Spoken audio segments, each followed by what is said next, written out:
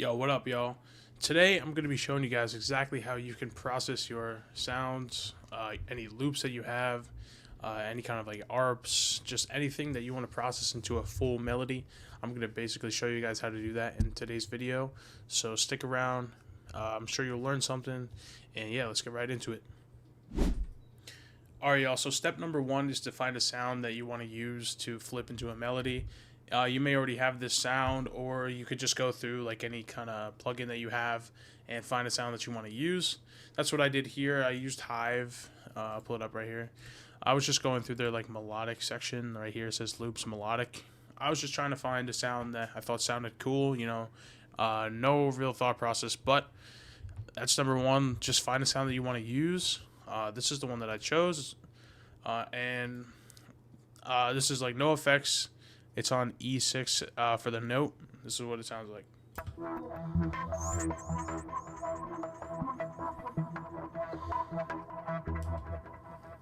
Kind of a weird one, but I thought it'd make like good for a full melody. Now, once you found your melody, my go-to is to halftime it. Basically, what this means is it's taking the loop and it's half timing the speed of the or the tempo of the actual sound. So you can see up here that my track is at 158. So I mean, let's make it 160 to be like easy. Basically, it would half time it to 80 BPM or whatever the half of 158 is. I'm not a math genius, so you can let me know in the comments, bro. But that's my first thought. Just half time it. And it normally works. This is also like a really well-known technique. Like tons of producers are doing this. But what I did like specifically for the halftime settings was I took down the amount that's affected in the hertz. So around 2000 hertz and up isn't affected. So it's not halftime because I kind of want to keep that high end more present, because when you halftime the whole thing, it like kind of, since it slows down, it also goes down in tone. So post halftime, this is what the ARP sounds like.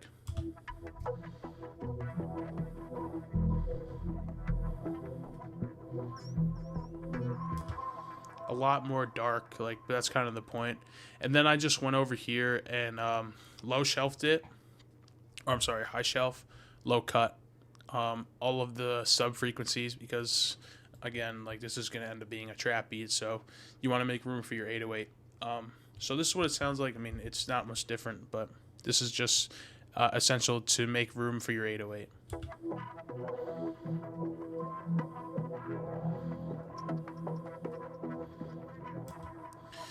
Yeah, so real simple. And then I'm going to show you guys kind of how I chopped it up, but let's get into that now.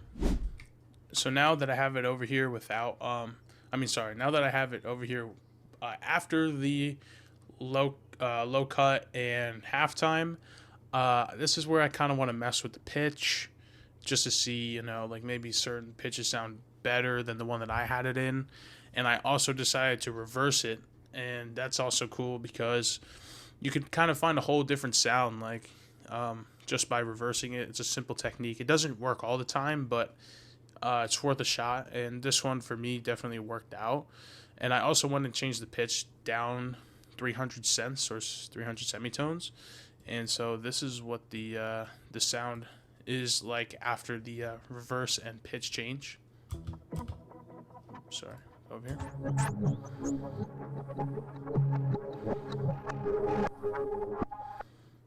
So that's kind of just a rough loop, but there's also one more step, and that's to chop it up. But you could kind of tell like it's changing from how it sounded before. And so yeah, I'm gonna show you guys kind of like the last few steps, like how to touch it up and to really make it full. So let's get right into that. So this is kind of the finishing touches for this loop. I went through and added another EQ to clean up whatever sounds I needed to, and then I also added a compressor so that all the volumes are kind of more even and kind of more full, because this is the only melodic layer that I have in my beat. And then I went over here and I used the Fruity Convolver, which is pretty much just a really big reverb, and I use that because you want to fill in as much space as you really can, because you only have one melody layer, you know, it's just one loop. And then also gross beat, just for this little stutter effect. Kind of just keeps the beat like moving. But I also forgot to mention that I also did add some saturation with the Saturn 2 plugin. Nothing special there. I just picked a preset and boosted the frequencies that I liked. And the final thing was I added this double chop here, so you could kind of see in the waveform how these two are like the same. So I kind of manually added that chop just like where I was hearing it in my head. And that's so now this is what the loop is, fully like completed. And then I'm gonna show you guys the drums, but here's the loop first.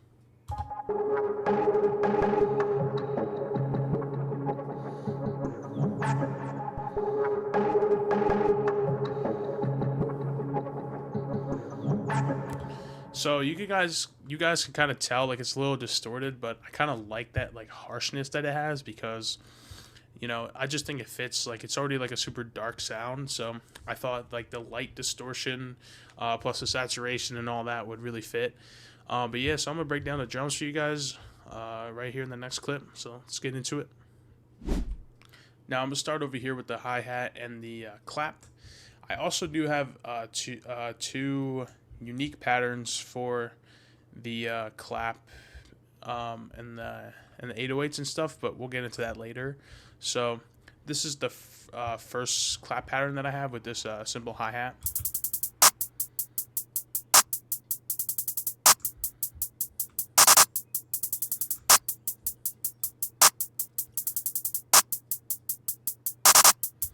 Really simple, and also I'm kind of keeping in mind, since this beat is super dark already, I want to have the like you can hear in that clap, it's super crunchy and distorted. Also, the hi-hat is pretty sharp, and it's just complementing the sample, like how the sample already is, the characteristics of the sample. These two drum sounds are definitely complementing it in a way, so that the drums don't feel like super foreign to the actual melody loop. But yeah, so I'm gonna break down over here the open hat. This one I just kind of did a little bounce. Like, this is a pretty standard bounce, but this is what it is.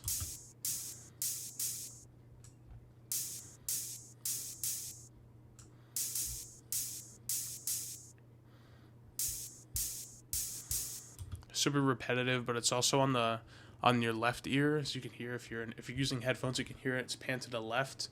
That's just to give it more space, give it its own like pocket in the beat. And then I also added this like little counter snare, like little triplet roll.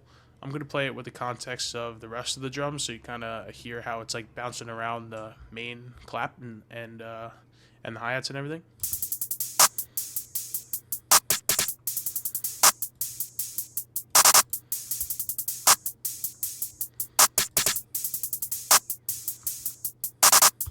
Really nice, really simple. And the final driving force of the beat, and that was the kick and 808. Now, the kick and 808 I kept really simple here for the beginning, but I do switch it up at the end, which I'm going to show you guys. But this is how they sound together for my beginning pattern, where it's kind of just chilled out.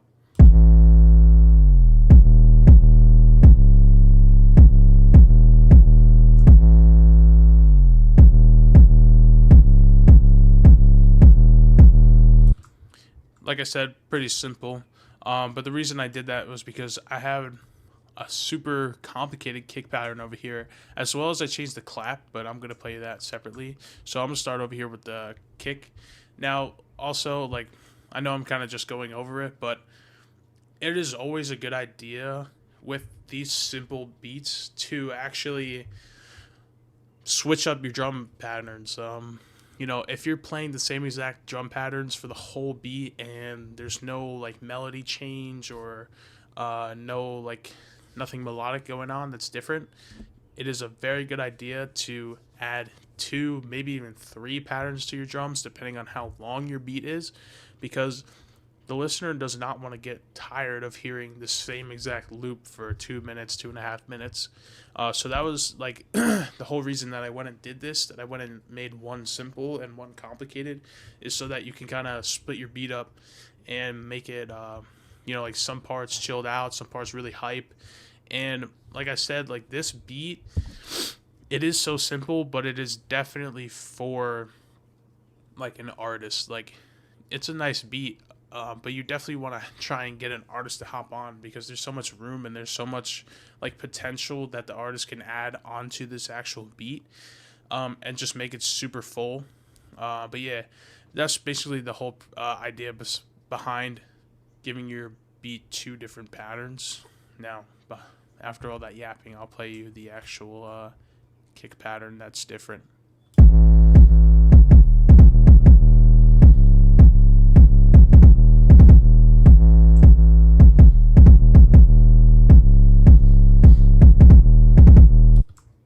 As you can hear, a lot more hype.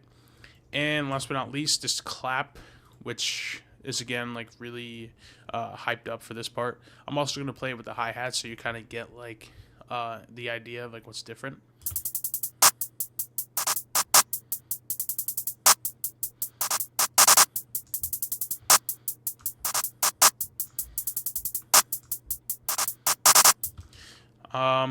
So yeah, that is the whole entire beat. It's really simple. I mean, the drums aren't really the main focus on this one. It's kind of more focused on the whole entire melody processing, like just a few tips and tricks of how I kind of go about processing my melodies and things like that. But yeah, I'm going to play the whole beat for you guys over here. I hope you guys enjoyed. I hope you're having a good day or night whenever you're watching this. And yeah, peace out, y'all. Play this beat.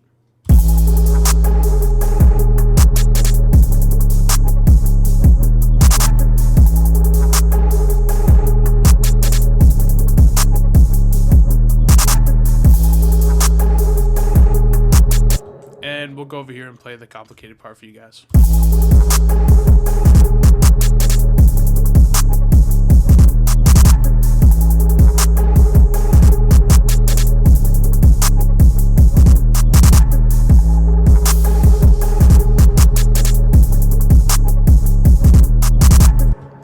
So yeah, hope you all enjoyed. I hope you like this beat. And yeah, I'll catch y'all in the next one. Peace out.